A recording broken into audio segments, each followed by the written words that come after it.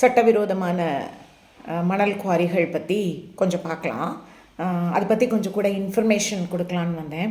அதாவது ஜூன் 2024 அதாவது 6 மாதத்துக்கு முன்னாடி இடி வந்து என்ஃபோர்ஸ்மெண்ட் டைரக்டரேட் நிறைய குற்றச்சாட்டுகளை வச்சுது. தமிழகத்தில் டிஜிபி அவர்களுக்கு இந்த குற்றச்சாட்டெல்லாம் அனுப்பிச்சுது. என்னன்னு கேட்டிங்கன்னா, சட்டவிரோதமான மணல் அள்ளப்படுது தமிழகத்தில் ஜாஸ்தியாக. நீங்கள் எதையுமே கண்டுக்காமே இருந்திருக்கிறீங்க.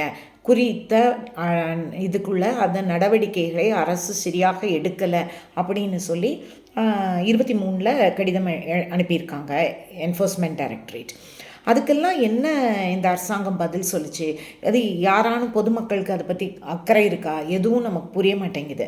சும்மாலாம் ஈடியால் இதை கண்டுபிடிக்க முடியாதுங்க. ரொம்ப ரொம்ப கஷ்டம். ஏன்னாக்கா அவங்க பர்மிஷன் வாங்கினதை விட ஆழம் ஜாஸ்தியாக தோண்டுவாங்க, இல்லைன்னா பெரிய ஏரியாவை கவர் பண்ணிடுறாங்க. இதெல்லாம் எப்படி நம்ம கண்டுபிடிக்கிறதுன்னு நினச்சிக்கிட்டீங்க? ஈடிக்கு ரொம்ப ரொம்ப சிரமமான விஷயம். ட்ரோன்ஸ் யூஸ் பண்ணி கண்டுபிடிக்கிறாங்க. அப்புறம் LIDAR அப்படின்னு சொல்லிட்டு அது சர்வே பண்ணுறது, அந்த இல்லிடார் சர்வே. அதுக்கப்புறம் பார்த்திங்கன்னா பயோமெட்ரிக் சொல்கிறாங்களா, அது மாதிரி பேத்திமெட்ரிக் சர்வேஸ் இருக்குது. அப்புறம் சேட்டலைட் இமேஜரி ப்ராசஸிங் இருக்குது. இது மூலமாலாம் வச்சு ரொம்ப சிரமப்பட்டு தான் அவங்களும் அதை கண்டுபிடிக்கிறாங்க. அப்படி ரொம்ப ஒரு 28 இடமோ என்னவோ சொன்னாங்க. குறைந்தபட்சம் நம்மளுக்கு தெரிஞ்சது அப்படின்னாக்கா, விழுப்புரத்தில் ஏனாதிமங்கலம் அப்படிங்கிற இடம், புதுக்கோட்டையில் கூக்கூர், கரூரில் நெரூர் நார்த்து, நாமக்கல்லில் சேந்தமங்கலம், அதுக்கப்புறம் திருவள்ளூரில் ஏச்சம்பாடி, வெள்ளூரில் கண்டனேரி, இந்த மாதிரி நிறைய ஏரியாஸ் அவங்க கொடுக்குறாங்க. இதில் எல்லாமே இந்த மாதிரி தப்பான அளவில், அதாவது ஒன்று ஆழம் அதிகமாகவோ இல்லைன்னா ஜாஸ்தி இடத்துலையோ கவர் பண்ணி அவங்க மண் அள்ளுறாங்க மணல் அள்ளுறாங்க அப்படின்னு சொல்லிட்டு. இப்போது நம்மளால் நினச்சி பார்க்கவே முடியலை. 32 புதிய எக்ஸ்கவேட்டர் மெஷின்ஸ், அதாவது அந்த மாதிரி பெரிய அளவில் மணல் தோண்டி அள்ளுறதுக்கு ஜாஸ்தி பவர்ஃபுல் மெஷின்ஸ், அதை ஜேசிபி நிறுவனத்திட்ட இருந்து, ஜேசிபி இந்தியா அந்த நிறுவனத்துக்கிட்ட இருந்து வாங்கியிருக்காங்க அப்படின்னு செய்தி வருது.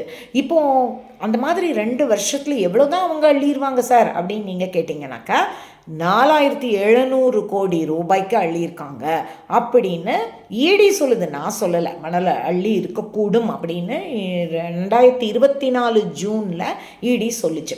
இப்போ என்னோட கேள்வி என்னென்னா, அதை நம்ம எல்லாருமே செய்தியாக பார்த்துட்டு கடந்து வந்துடுறோம். அதை பற்றி நம்மளுக்கும் இது கிடையாது. இதனால் சுற்றுப்புறச்சூழலில் என்ன பாதிப்பு, அரசாங்கத்துக்கு எவ்வளவு ஜிஎஸ்டி, அந்த மாதிரி நிறைய விஷயம். அது இடி மாத்திரம் இதை கண்டுபிடிச்சி பிரயோஜனம் இல்லை. ஐடி டிபார்ட்மெண்ட் வேலை செய்யணும், ஜிஎஸ்டி என்ன மாதிரியான பிரச்சனை, கவுன்சில் வேலை செய்யணும்.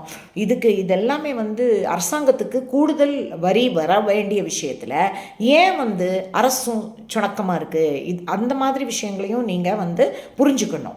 ஸோ இதெல்லாம் அப்பப்போ நம்ம நினைவுபடுத்தி பார்த்தா தான். ஏன்னா நம்ம 5 வருஷத்துக்கு ஒருக்க ஓட்டு போட்டுறோம், அதுக்கப்புறம் அதை மொத்தமாகவே நம்ம குத்தகைக்கு கொடுத்துட்றோம். நம்மளுடைய எல்லாத்தையும், சுற்றுப்புற சூழலாக இருக்கட்டும், நம்ம வாழ்கிற வாழ்விடங்களாக இருக்கட்டும், வாழ்வாதாரங்களாக இருக்கட்டும், எல்லாத்தையுமே இப்படி கொடுத்துட்றோம். அப்படி இல்லை. நாம் இதுக்கு பொறுப்பு எடுக்கணும் அப்படின்னாக்கா நம்மளுக்கு ஃபஸ்ட்டு நிறைய விஷயங்கள் தெரிஞ்சிருக்கணும் இல்லையா? அதுக்காக தான் இந்த வீடியோ, விழிப்புணர்வுக்காக. நன்றி.